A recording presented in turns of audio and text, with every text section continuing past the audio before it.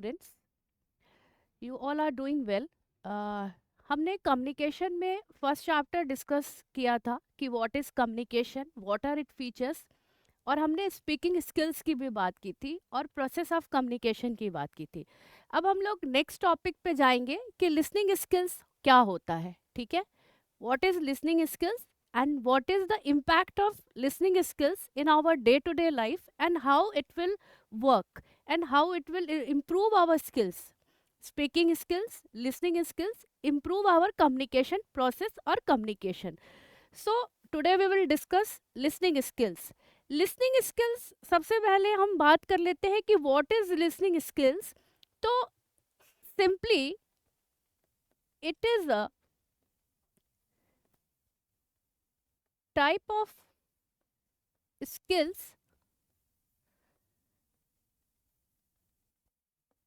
which is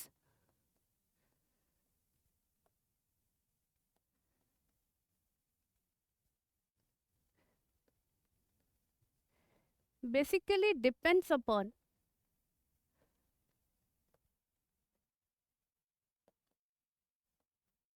mental and physical activity, right?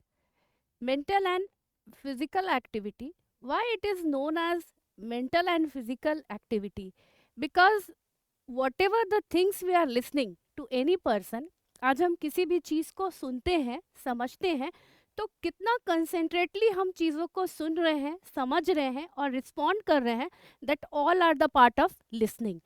आप किसी story को पढ़ते हो, एक्सक्यूज, फर्स्ट टाइम जब आप स्टोरी को पढ़ते हो, कोई भी स्टोरी को आप रीड करते हो, व्हेन यू रीड स्टोरी, आप किसी स्टोरी को रीड करते हो, तो फर्स्ट टाइम जब आप इसको रीड करते हो तो आपको कुछ परसेंट समझ में आता है।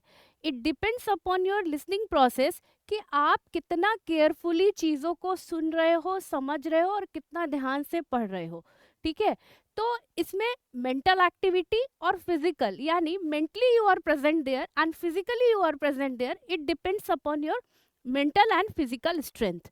ठीक है, तो जब हम स्टोरी कोई भी पढ़ते हैं तो हो सकता है कि फर्स्ट टाइम में हमें इसका 20% ही दिमाग में जाए, and after that second time जब पढ़ेंगे तो हो सकता है कि 30 या 50। ये हमारे स्किल्स पे डिपेंड है। आप क्योंकि कभी एक लाइन पढ़ते हो तो हो सकता है कि आपको तुरंत समझ में आ जाती है, बट वही अब जब नेक्स्ट टाइम पढ़ोगे तो किसी को जल्दी समझ में आती है कोई बातें और किसी को जल्दी समझ में नहीं आती हैं। तो अगर हम लिसनिंग स्किल्स के डेफिनेशन की बात करेंगे तो इट इज़ डिफाइंड एज, और it is a type of skill in which it basically depends upon mental and physical activity. अब जब हम मेंटल और फिजिकल एक्टिविटी की बात कर ले और series of inter related process की भी बात करते हैं, क्यों? क्योंकि ये कहीं ना कहीं series of inter related process, क्योंकि ये एक दूसरे पर डिपेंड्स है। किस पे डिपेंड्स है? इंटर रिलेटेड प्रोसेस इसको क्यों कहा गया है? क्योंकि यहाँ पर मेंटल और फिजिकल की बात हो रही है, इसीलिए इंटर रिलेटेड प्रोसेस की बात हुई है। ठीक है, अब हम लोग ये जान लेते हैं कि there are some types of listening. जब हम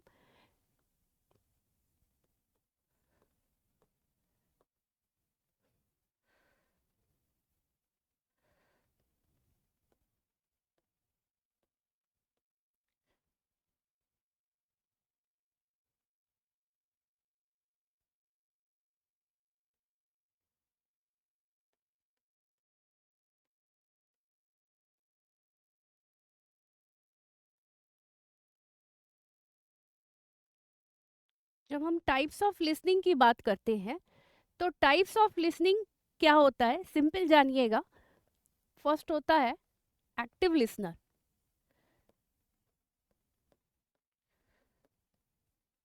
ठीक है, second is content listener, third is emphatic listener,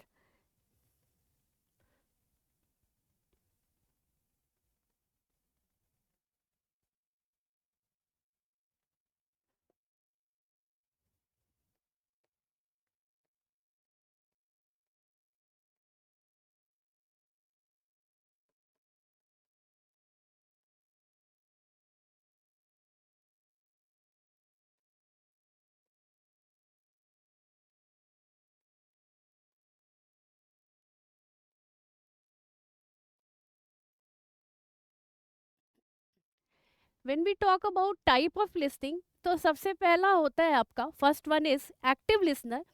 means whatever the things we are listening, or whatever the things we are read, or anything we are listening from anyone, we should listen actively. यानी हम चीज़ों को actively होके सुनते हैं और हम सुन के समझते हैं कि हमें कितनी चीज़ें समझ में आई। तो आज हम जितने भी एक्टिव होंगे, उतने जितनी हम चीज़ों को ध्यान से सुनेंगे, उतने ही चीज़ों को हम ध्यान से समझेंगे और उसके बाद उस अकॉर्डिंग हम वर्क करते हैं। उसके बाद सेकंड है हमारा कंटेंट। कंटेंट लिसनर क्या होता है कि हमें जितना भी कंटेंट देना है, लाइक अगर हमें, अभी मैं आपको कम्युनिकेशन पढ़ा रही हूँ और टाइप ऑफ लिसनिंग बता रही हूँ, तो मतलब अगर 5 टाइप्स या 6 टाइप्स ही हैं, तो मैं आपको उतना कंटेंट दूं जिसमें कि आपको इजीली समझ में आ जाए।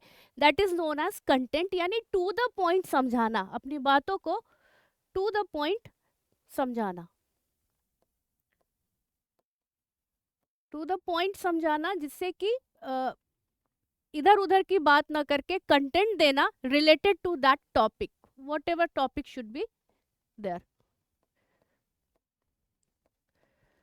ठीक है।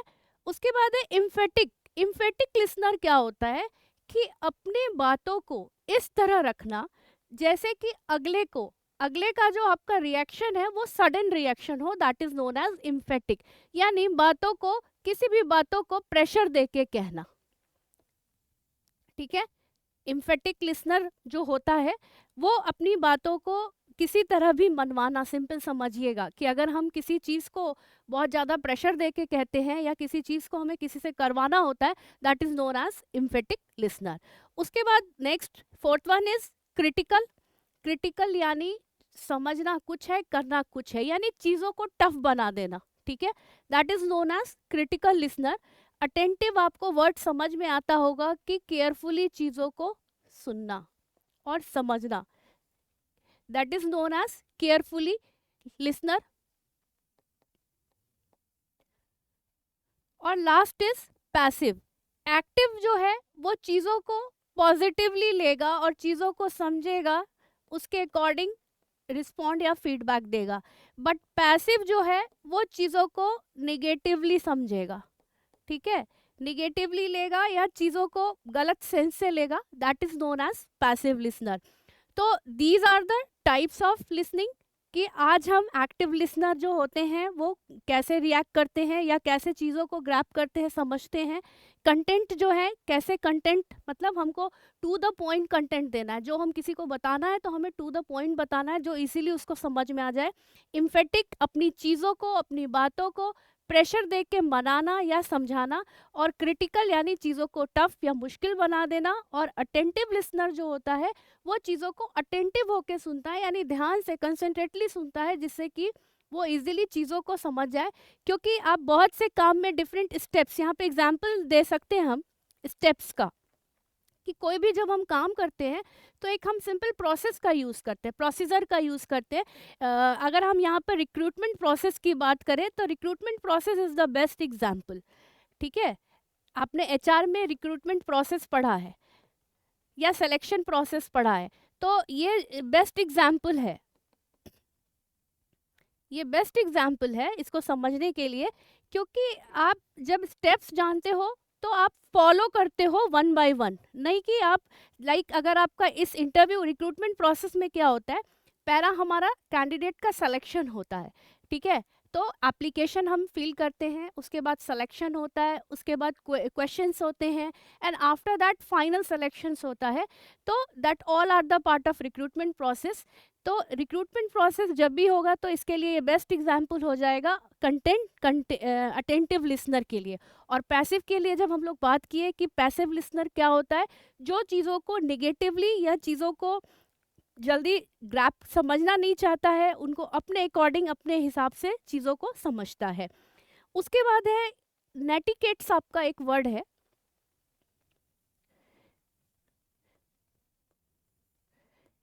नेटिकेट्स जो है एक आपका लिसनिंग स्किल्स का एक टॉपिक है, नेटिकेट्स, जिसमें कि क्या है कि नेटिकेट्स क्या होता है। तो सिंपल समझिएगा, आपने एटिकेट्स वर्ड सुना है, एटिकेट्स क्या होता है। ठीक है, वैसे ही नेटिकेट्स जो है रूल्स रेगुलेशंस है और proper way of talking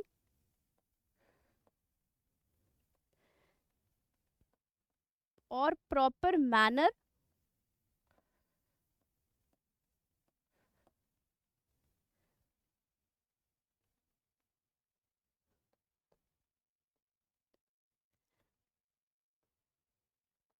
online behaviour की हम बात करते हैं, नेटिकेट्स।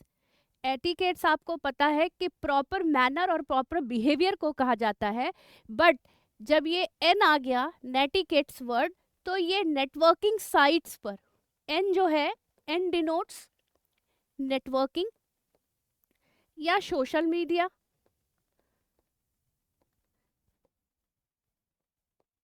किसी भी तरह का आप नेटवर्किंग यूज कर रहे हो, व्हाट्सअप यूज कर रहे हो, सोशल मीडिया यूट्यूब यूज कर रहे हो, किसी भी तरह का आप ऑनलाइन बिहेवियर को ही हम नेटिकेट्स के नाम से जानते हैं।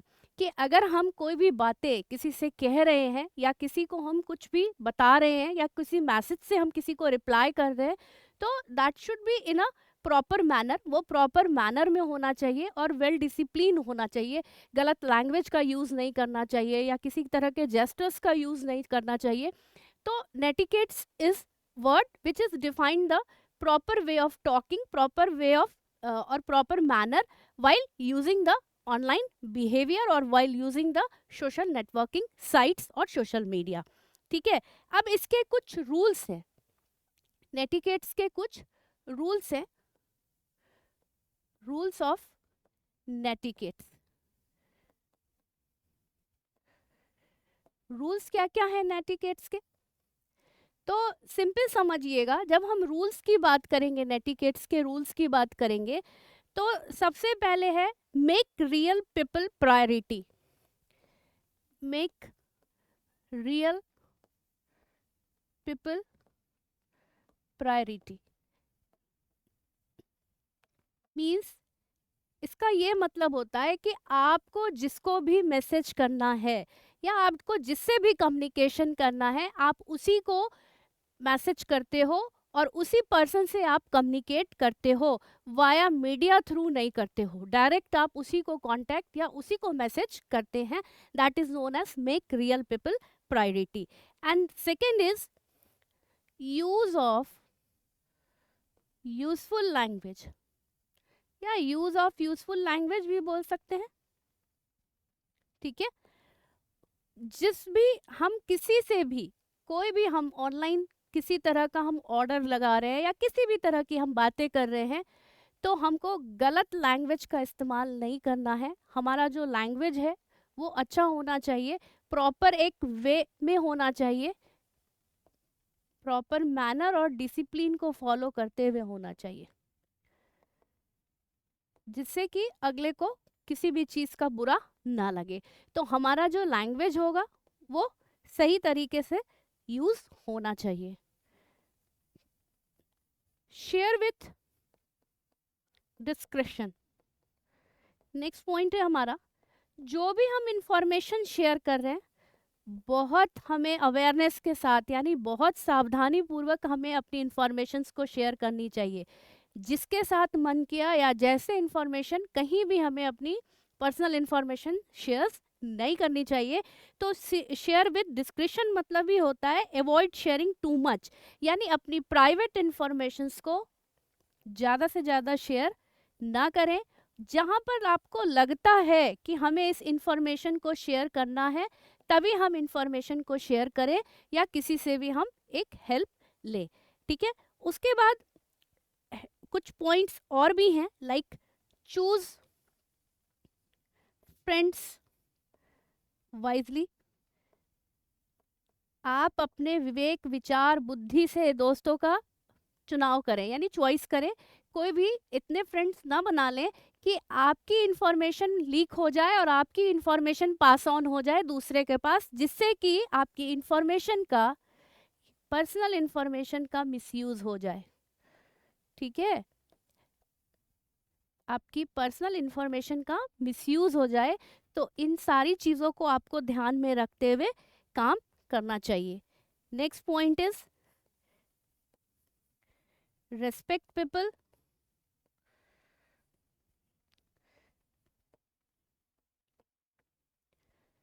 with privacy.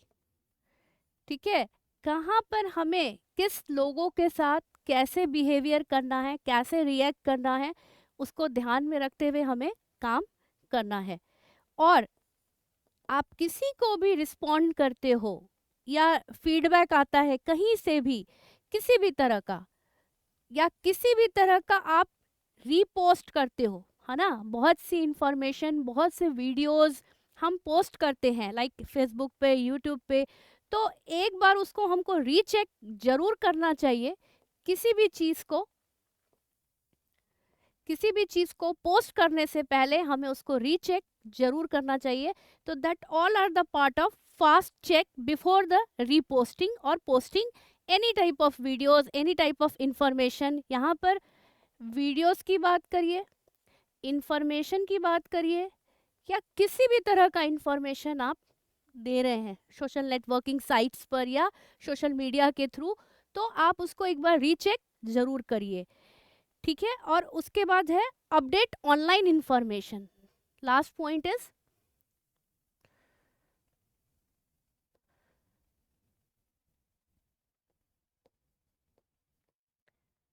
Update online information. जो भी इंफॉर्मेशन है हमारे पास, उसको टाइम टू टाइम अपडेट करते रहना. ठीक है. तो अपडेट करने से क्या होगा कि हम time to time rules regulations, कुछ चेंजेस हुआ है, कुछ किन जिन चीज़ों में, वो हमें उसकी इंफॉर्मेशन मिलती रहेगी और हम उसके अकॉर्डिंग वर्क करेंगे. तो ये था आज हमारा लिसनिंग टॉपिक. लिसनिंग स्किल्स होता क्या है, टाइप्स ऑफ लिसनिंग स्किल्स में हमने जाना, नेटिकेट्स के बारे में जाना कि किस तरह का मैनर और हम डिसिप्लिन फॉलो करते हैं while using the networking sites और different networks like social media जो भी हम यूज़ कर रहे हैं. तो these are the certain points. If you have any doubt, any query, you can ask. Thank you and have a nice day.